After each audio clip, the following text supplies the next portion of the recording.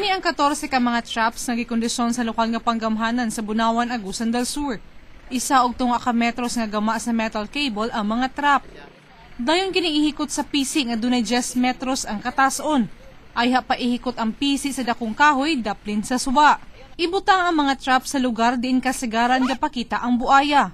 Kung makasulod siya, kung makuha niya ang paon sa diri sa trap, posible gid nga mabitik siya kay mahugot man dayon pag mahilabtan niya diri, pag maputol tong kawayan nga gitusok sa paon. Ang katong iyang upper jaw or lower jaw niya kay kasagaran man gud siya upper.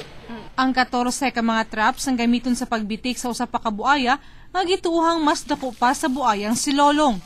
Sa tumo nga dili daling mabugto ang trap kung mabitik na ang buaya, gibutangan kini og swivel. Pag kauno na ni siya sa buaya, kini siya mutuyok-tuyok na ni siya kay ang karakteristik sa buaya pag makapaak siya, automatic mutuyok kina siya.